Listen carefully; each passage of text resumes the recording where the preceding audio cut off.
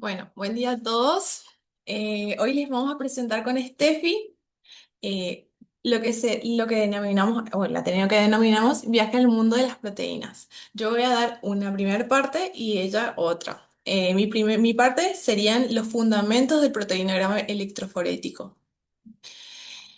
Para eso les queremos presentar un caso clínico. Se trata de un paciente masculino de 68 años de edad que va a consulta con el médico por un dolor lumbar persistente de aproximadamente 6 meses de evolución. Refiere dolor lumbar, dorsal de intensidad progresiva, que no está asociado a esfuerzos físicos y describe un dolor profundo y continuo. El médico lo trata con analgésicos, pero este no responde. En los últimos 3 meses manifiesta cansancio progresivo, disminución de la tolerancia al ejercicio y también una pérdida involuntaria de 7 kilos de peso. Además, también tiene episodios frecuentes de infecciones respiratorias que requirieron tratamiento con antibiótico en el último año. Entonces el médico le hace unos estudios, le manda a hacer estudios de laboratorio. En estos estudios iniciales podemos ver que presenta una hemoglobina baja, es decir, presenta anemia, lo mismo que el hematocrito. Los leucocitos están dentro del rango de los parámetros de referencia. eh, un eritro bastante alta y otros parámetros como las proteínas están elevadas. Se le hizo también un estudio de orinas, pero no evidenció proteinuria. Entonces, ¿qué hizo el médico? Le pidió un proteinograma electroforético. Como se presentó este proteinograma, acá podemos, a izquierda podemos ver un proteinograma normal o de un paciente con valores normales y el de nuestro paciente.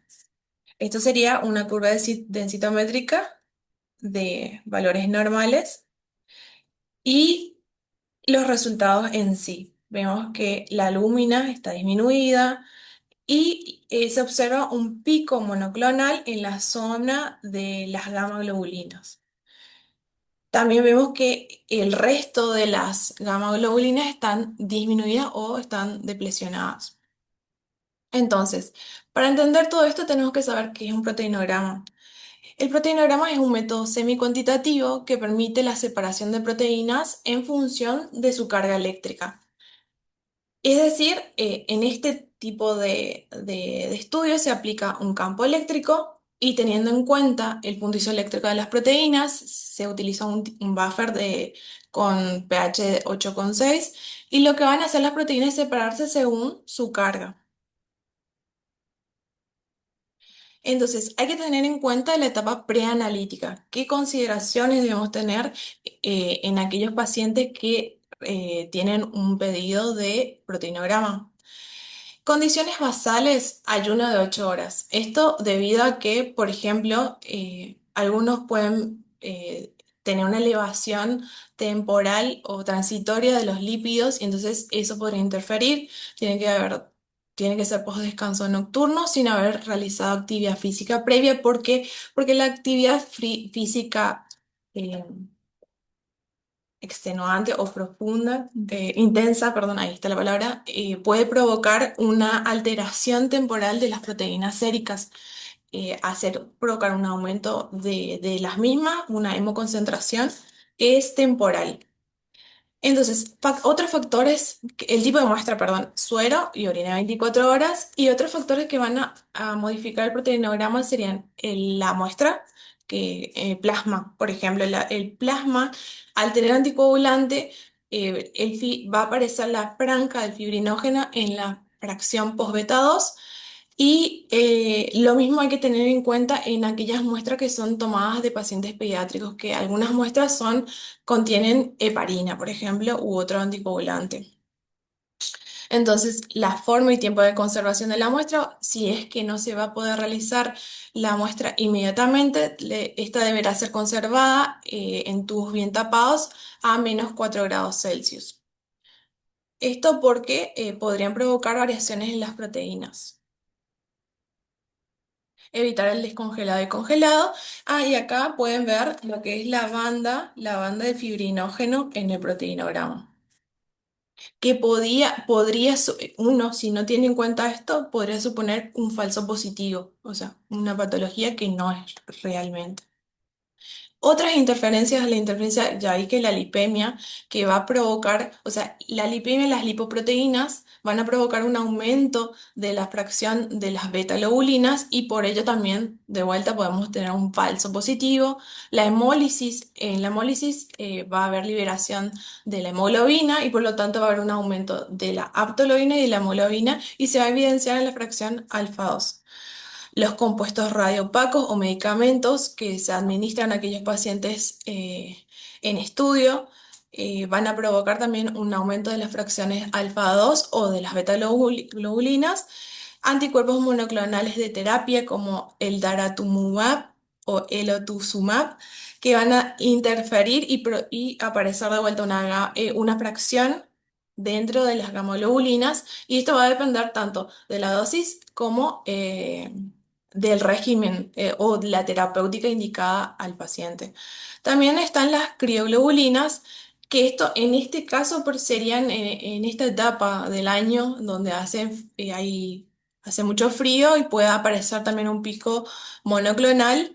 Y por lo tanto hay que tener consideraciones. Hay que sembrarse la muestra a 37 grados o, como dijo la profe, hay que mantener la muestra a temperaturas bajas durante una semana y luego para que precipiten y luego sembrarlas. Bueno, como acá se derivan las muestras para hacer proteinograma, nosotros quisimos mostrarle también lo que dicen o las referencias que tienen cada laboratorio sobre esta técnica. Por ejemplo, es una imagen de lo que pone el laboratorio La Medicina. Dice que la determinación es proteinograma electroforético y la preparación del paciente debe ser de 8 horas de ayuno, opcional 2 horas de ayuno post ingesta liviana de bajo contenido graso, por las mismas interferencias que podría producir. También indica que el tipo de muestra debe ser suero fresco, que no deben utilizarse muestras envejecidas ni hemolizadas y también explican el acondicionamiento y la conservación de la muestra. Ponen los valores de referencia y los resultados se estarán disponibles a las 72 horas hábiles. Respecto a MATLAB, este dice que también el método es electroforesis capilar, en este caso capilar, el informe se encuentra a las 48 horas. La muestra debe ser suero fresco únicamente. Si el suero debe refrigerarse también entre 2 y 8 grados antes de las 3 horas de su recolección, ya que podría aparecer, este especifica la fracción beta 2 debido al envejecimiento de la muestra. Y especifica también las interferencias que podrían producirse si no se cumpliesen las indicaciones del mismo.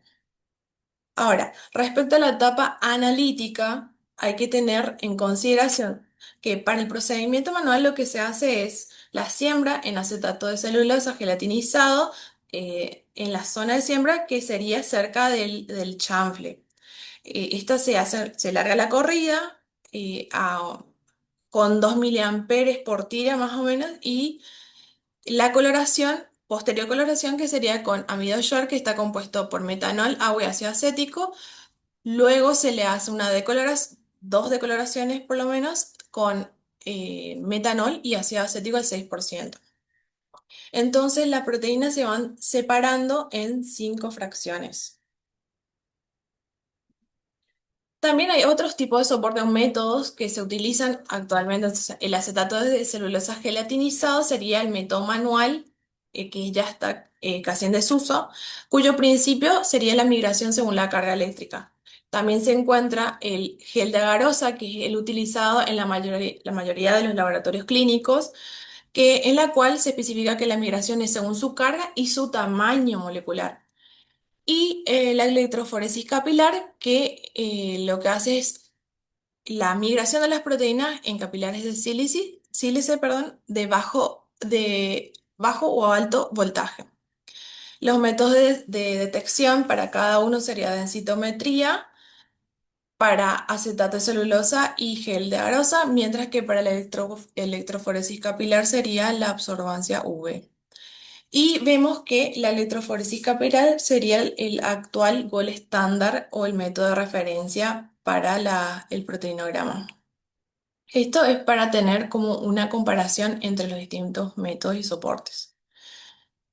Esta es una imagen de lo que es el resultado de la electroforesis capilar, en el cual tenemos las bandas y ahí podemos ver que acá en esta imagen podemos ver que se largaron los controles tanto normal como el patológico. Entonces, como ya bien lo dije, las proteínas se van a ir separando en 5 fracciones, que serían la albúmina, las alfa-1, dentro de las cuales se encuentran la alfa-1 antitripsina, alfa-1 glicoproteína, la alfa-1 globulina, transcortina, las alfa-2, aptologina, macroglobulina y ceruloplasmina, las beta-1, transferrina, ferritina y epsidina, beta-2, C3, C4, fibrinógeno, que si en el caso de que hubiese, y hemopexina. También tenemos las gamma globulinas. Dentro de este segmento también encontramos la proteína C y las cadenas livianas. Hay valores de referencia también para cada edad. O sea, tenemos que tener en cuenta que no todos producimos la misma cantidad de proteínas en los diferentes estadios de la vida. Por lo tanto, hay que considerar eso según la población a la cual se esté estudiando. Igualmente, Steffi lo va a hablar o va a profundizar más adelante. Y para que vean cómo aparecen las interferencias en la electroforesis capilar o en gel de agarose. Por ejemplo, esto es el proteinograma en acetato de celulosa o gel de agarose y vemos que aparece la banda del fibrinógeno en ambas.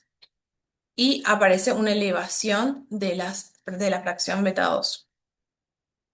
También podemos tener la interferencia por hemólisis, como bien lo dije, hay un aumento de la fracción, ensanchamiento, desdoblamiento de la fracción alfa 2 y un aumento leve en realidad o marcado de la hemoglobina en la fracción beta 1.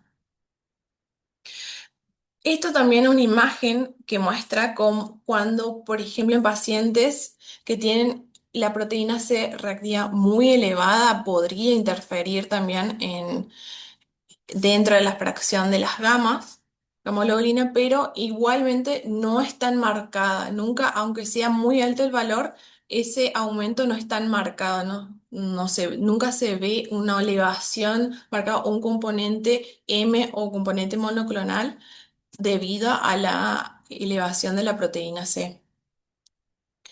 Entonces, ¿qué hacemos luego de realizar el proteinograma? El siguiente paso sería la cuantificación de las cadenas. Y esto se da mediante la inmunodifusión radial eh, o la inmunoturbidimetría. La inmunodifusión radial se basa en la difusión de un antígeno y la interacción con un anticuerpo que forma un precipitado reticulado visible en forma de anillo y el cual es medible y se puede relacionar a la concentración del antígeno presente en la muestra. Esta es una imagen de la cuantificación de las inmunoglobulinas de cadena pesada, como la IgA, la IgG y la IgM, y pueden ver que los anillos que se forman serían estos y luego se puede obtener la concentración de los componentes. También tenemos la inmunoturbidimetría, que se basa en una reacción entre el antígeno, que sería la inmunoglobulina en este caso, y un anticuerpo específico, formando también inmunocomplejos, que luego, para hallar la concentración, se puede medir mediante espectrofotometría. Entonces permite la cuantificación de cadenas pesadas y livianas y permite también el diagnóstico de las patologías. Algo que quería resaltar es que la importancia de la cuantificación de estas cadenas se da debido a que no solo podemos obtener el diagnóstico, sino que también la clasificación y el monitoreo de estas patologías a través del dosaje.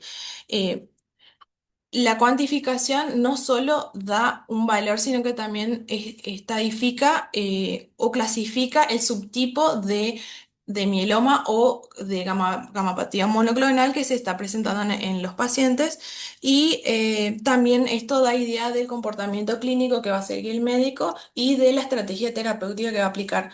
Además, por ejemplo, hay que tener en cuenta que algunos mielomas, entre un 15 o 20%, se presenta en melomas de cadenas libres. Entonces, sí o sí hay que cuantificar o ver si hay cadenas libres que no se van a evidenciar en el proteinograma y además para ver la evolución del paciente. Por ejemplo, si la terapéutica está siendo efectiva, si hay una disminución del componente o la proteína M, quiere decir que está respondiendo al tratamiento y de forma contraria, si es que no está respondiendo, va a haber un aumento y quiere decir que está haciendo un rechazo.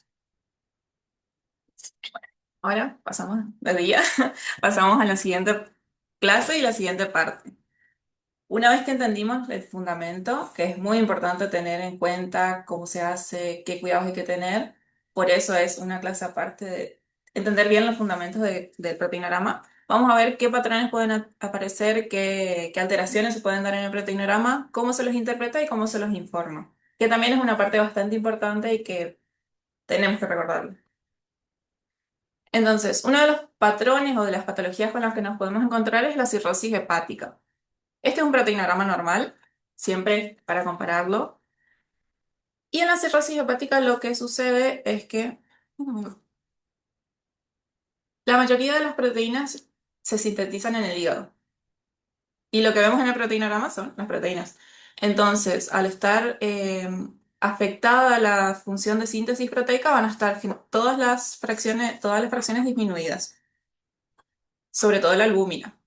Pero eh, la fracción gamma puede estar aumentada y puede aparecer este borramiento se llama el borramiento del valle beta gamma, por el hecho de que otra función que se afecta del hígado es la depuración de los antígenos. Entran los antígenos por la dieta, por el tracto gastrointestinal, y se estimula de forma crónica la producción de inmunoglobulinas. Y dentro de todas esas inmunoglobulinas, la que más se estimula es la IgA. Y la IgA migra en esta zona. Entonces, por eso es que aparece el borramiento del valle beta gamma, y que es muy característico de cirrosis hepática. Les dejo en todos por las dudas porque nosotros lo que hacemos en el laboratorio, de la escuela es el gel de celulosa. Pero como el gol estándar es la electroforesis capilar, les dejo para que comparen con la curva densitométrica. Otra situación que puede aparecer es el síndrome nefrótico, bastante común acá. Tenemos la proteinograma normal y en el síndrome nefrótico lo que pasa es que hay una alteración en la membrana de filtración glomerular, se pierden las proteínas de bajo y de medio peso molecular y de nuevo van a disminuir todas las proteínas, todas las fracciones, a excepción de la fracción alfa 2. Y esto pasa porque como disminuyen todas las proteínas, disminuye la albúmina, se pierde presión oncótica, o sea, baja la presión oncótica dentro de los vasos sanguíneos. Y en respuesta a esto se estimula la síntesis proteica de todas las proteínas en general, pero la única que queda, porque se sigue perdiendo, o sea, nunca se solucionó el tema renal, entonces sí, se siguen perdiendo proteínas. La única que no se pierde es la alfa 2 macroglobulina y que corre en la fracción alfa 2. Por eso se ve el aumento de esta fracción y la disminución de todas las demás. Otro que puede aparecer muy frecuentemente es la inflamación aguda. Para esto tenemos que recordar cuáles son los reactantes de fase aguda. Tenemos C3, C4, alfa-1 antitripsina, alfa-1 glicoproteína ácida, aptologina, ceruloplasmina, alfa-2 macro, ferritina PCR, pero como bien explicó Sari, no se va a dar un aumento tan marcado como para que aparezca en el gel de agarose o para que deforme la curva en el electroforesis capilar. Pero también tenemos reactantes de fase aguda negativos, como son la albúmina y la transferrina. Esta es la migración de cada una, por eso es tan importante conocer qué proteína está en cada fracción. Y lo que pasa en la inflamación aguda es que aumentan los reactantes de fase aguda positivos, disminuyen los reactantes de fase aguda negativos. Por eso es que va a disminuir la albúmina y aumentan las fracciones alfa 1 y la alfa 2 sobre todo, que es la que mayoritariamente contienen los reactantes de fase aguda positivos. En la inflamación crónica vamos a tener lo mismo, pero se comienza a estimular la producción de inmunoglobulinas, entonces hay una hipergama. Y por último, y la patología más importante y a lo que más tenemos que prestar atención, porque generalmente es por lo que se pide en proteinograma electroforético, es la gamapatía monoclonal. Y acá hay que tener mucho cuidado porque eh, generalmente la banda homogénea, que es como se lo tiene que llamar, la banda homogénea corre en las gamas, pero puede pasar que corra en las betas, en beta 2, en beta 1, incluso hasta las alfa 2. Y como bien explicó Sari, el fibrinógeno, la hemólisis van a causar esa banda que puede confundir con un componente homogéneo. Entonces hay que estar muy seguro de las muestras, tener una buena muestra y sobre todo integrar la clínica del paciente. Pero si bien un paciente que está normal, o sea, no tiene ninguna sospecha y tenemos que prestar atención. ¿Algo más que tenía que decir acá? Eso. Y este es un resumen. ¿Cómo? Era para mostrarle todas las... Ah, sí. Bueno, acá está la banda en alfa 2.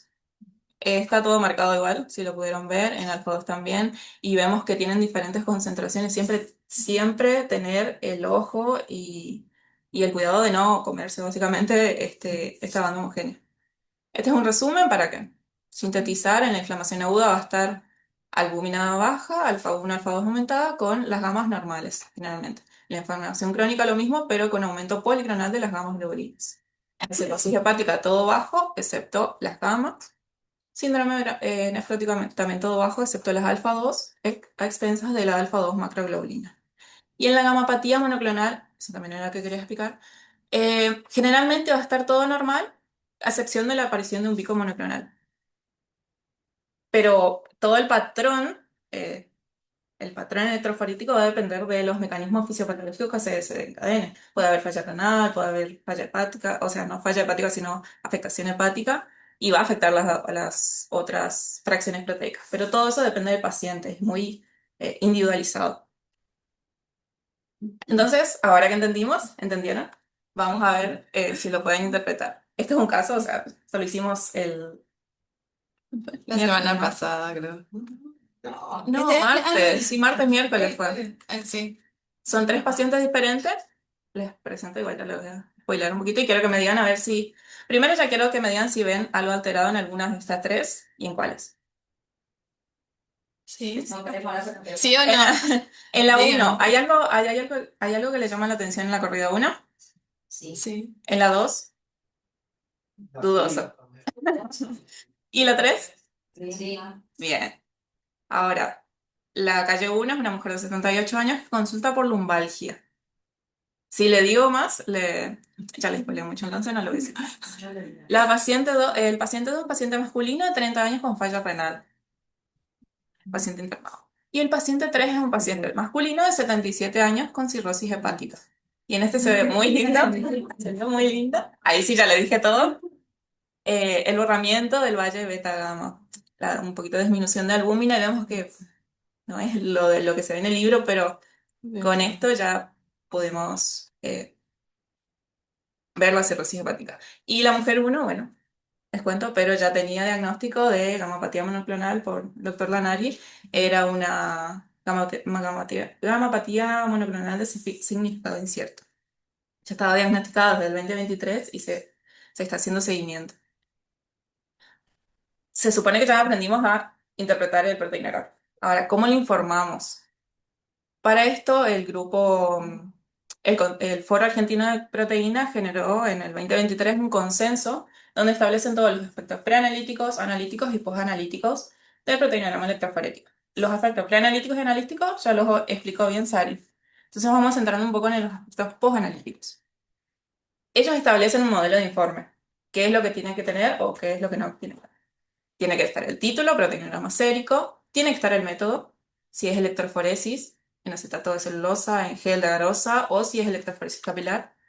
Las unidades tienen que ser, las unidades de las fracciones, ¿no? Las mismas que eh, el dosaje de proteínas totales. Los valores de referencia tienen que estar según grupo etario y o establecidos por el propio laboratorio o verificados si es sacado de bibliografía o si es usado los del fabricante, pero siempre verificados. Y es opcional, ellos proponen como que sea opcional la inclusión de la curva densitométrica en el caso de que se haga electroforesis capilar. Y siempre, y esto se recalca mucho, que el informe debe ser interpretativo. Toda la información, todos los hallazgos relevantes que encontremos se tienen que informar de forma clara y concisa, para que el médico o para que cualquiera que tenga el informe lo pueda entender. Y sugerir otros estudios si se requiere. Entonces, Sari ya mencionó algo de que hay variaciones según la edad, y esto es debido, ya dijo, a la variación de las proteínas, variaciones fisiológicas que tenemos a lo largo de la vida. En el neonato, por ejemplo, en la fracción gamma, los neonatos todavía tienen las inmunoglobulinas G de la madre. Entonces tienen una cantidad, digamos, de gamma. Pero a medida que va pasando el tiempo, se degradan y hacia los 6 meses esos niveles disminuyen de forma fisiológica. Luego de los 6 meses comienzan a exponerse a antígenos, comienza a madurar su sistema inmune, su hígado, ¿no? Y empiezan a aumentar esos niveles de gamma. Luego en la pubertad también hay cambios con los estrógenos y la testosterona que estimulan la síntesis de diferentes proteínas. En el envejecimiento también no es lo mismo la síntesis proteica, no es lo mismo la ingesta proteica. Hay un cierto grado de inflamación que también puede alterar, y no porque sea patológico, sino porque es normal de la edad, y lo mismo en el embarazo. Entonces es importante tener los valores de referencia según edad. En cuanto a los comentarios, según la interpretación que se hace, el foro de proteínas dice que es opcional poner, si no se ve nada, perfil sin particularidades. Esto no afecta mucho al informe. En el caso de que se observe una banda homogénea, esto sí, se recalca mucho. Ellos proponen como modelo poner, se observa banda homogénea en la zona rápida, medio lenta de las gamas globulinas. ¿Por qué método está medido? Esto es método tangencial o a línea de base, es a partir de la curva densitométrica por electroforesis capilar. Pero lo importante es siempre cuantificar el componente, la banda homogénea. Y agrega una oración que diga, se sugiere completar su estudio por inmunofijación, cuantificación de inmunoglobulinas totales y de cadenas livianas libres, que era lo que explicaba más o menos Ari al final. Y en el caso de que se encuentren ahí hipergamma siempre aclara si es policlonal, oligoclonal o si está dentro de una banda homogénea, es decir, hipergamma monoclonal. ¿Por qué es tan importante localizar la banda homogénea? Sobre todo para el seguimiento del paciente. Em, Porque una vez que el paciente empieza el tratamiento y demás, esa banda homogénea primero se cuantifica porque tiene que disminuir para que sea algún pronóstico y para vigilar de cerca que no aparezca otra banda homogénea en otra localización. En cuanto a la oligoclonalidad, hablábamos con la profe como que es un tema un poco sensible para informarlo. Se puede observar inflamaciones crónicas, enfermedad autoinmune, hepatitis crónica, pero lo más importante es en el tratamiento del mieloma múltiple. ¿Por qué? Porque se hace un trasplante de médula ósea. Luego de la aplicación de la quimioterapia, se hace un trasplante de médula ósea. Entonces, si aparece esta oligoclonalidad, que son estas banditas que pueden ver acá, una bandita, dos, tres, eh, es de buen pronóstico porque quiere decir que la médula ósea está respondiendo y está volviendo a sintetizar las inmunoglobulinas. Entonces, se implantó. Ah, sí, se implantó el trasplante. Entonces, en este caso sí es importante informarlo e informarlo como oligoclonalidad. Y en cuanto a los informes, siguiendo con lo que empezó Sari de comparar los laboratorios, nosotros derivamos a la medicina y un ejemplo de informe que nos mandaron ellos es este, donde nos dice título, muestra, sabemos que es electroforesis capilar porque sabemos al principio nomás, acá no está hecho, la cuantificación de cada de cada fracción y en observaciones aparece como banda homogénea en gamas globulinas cuantificada, localizada y con el comentario se sugiere realizar inmunofijación en sur. Y como comparación nomás, esto es lo que traducimos nosotros en nuestro informe. Otro ejemplo que me llamó mucho la atención y lo hablamos con Susi, es este caso donde el aumento es un aumento de beta globulina se sugiere seguimiento. Vamos a ver el aumento y es beta 1 0,45, este es el normal, 0,49, siendo que el valor de referencia es 0,46. Entonces, nuestro informe lo podemos obviar porque no es algo eh, significativo. Y de ahí me surge la pregunta de si el aumento leve de beta globulina, que por ahí es bastante, ay, ¿cómo se dice? Fisiológico. No, no, frecuente de ver, digamos que se puede ver que sea ahí un poquito aumento. Y lo que encontré es que puede haberse un aumento en la anemia ferropénica por la elevación de la transferrina. Y bueno, ahí tendríamos que ir a ver el hemograma o el perfil férrico y vemos si informamos o no, si tiene sentido informar o no. En la hiperlipidemia por la elevación de la beta-lipoproteína, ahí vamos a ver, correlacionar, digamos, con el perfil lipídico. En el caso de componentes monoclonales, sí, hay que tener mucho cuidado de que ese aumento en la beta 2 no sea debido a un componente monoclonal. Entonces si tenemos la corrida o si tenemos la densitometría, generalmente se ve como algo puntual, digamos, como un aumento, como dice, pico agudo o estrecho que deforma. Y en este caso sí o sí tenemos que informar. Y el complemento, bueno, esto no tiene mucha injerencia en los resultados. Así que de nuevo, siempre integrar al paciente e integrar también con la clínica. Y como para finalizar, ¿en qué situaciones se recomienda pedir un proteinograma? Porque generalmente se pide a cualquiera. Y lo que le dice la bibliografía es que siempre, sobre todo, se va a pedir cuando hay sospecha de mieloma múltiple, macroglobulinemia, amiloidosis, es decir, eh, cualquier sospecha de gamapatía monoclonal. Pero también se puede llegar a pedir como una prueba de orientación en inflamación, hepatopatía, nefropatía, algunas deficiencias, donde se va a ver la alteración del proteinograma. Entonces se va a pedir cuando aparezcan criterios CRAB, cuando aparezca enfermedad renal crónica, en infecciones recurrentes, síndrome nefrótico, hepatopatía crónica y cirrosis. ¿Y por qué CRAB está en rojo? Porque, esto es en realidad viejo, en el 2014 el grupo de trabajo del mieloma múltiple actualizó los criterios CRAB hacia los criterios Slim CRAB. Es decir, le suma. Los criterios CRAB son estos, que pueden ver en pantalla, son biomarcadores de daño orgánico. Y lo que hace el IMWG es adicionarle estos biomarcadores que son de malignidad y que son por ahí más sensibles porque aparecen antes de que haya un daño orgánico. La S es de más del 60% de células plasmáticas monoclonales, me falta poner acá, en médula ósea, cadenas ligeras libres, una relación mayor a 100 y lesiones focales en la resonancia magnética. Entonces, para mencionar nomás que se actualizaron estos datos, la verdad que yo no sabía, nos lo dijo la profe y nos pusimos a buscar. Y para cerrar, vamos a retomar el caso. ¿Por qué creen que, sí, acá sí necesito que contesten, ¿por qué creen que se solicitó el proteinograma, teniendo en cuenta los resultados iniciales?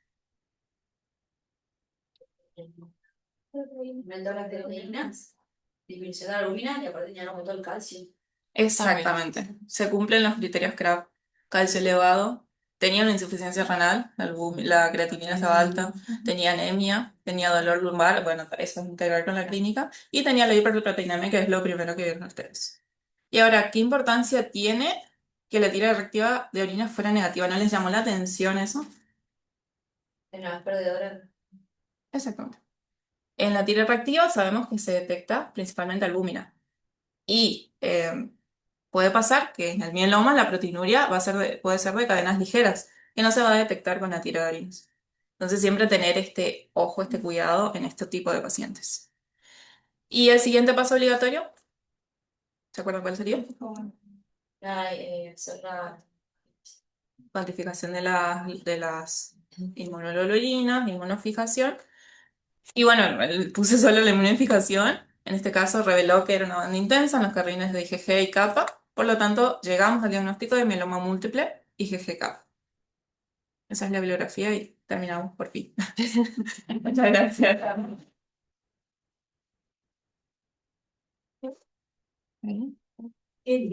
Qué lindo paseo.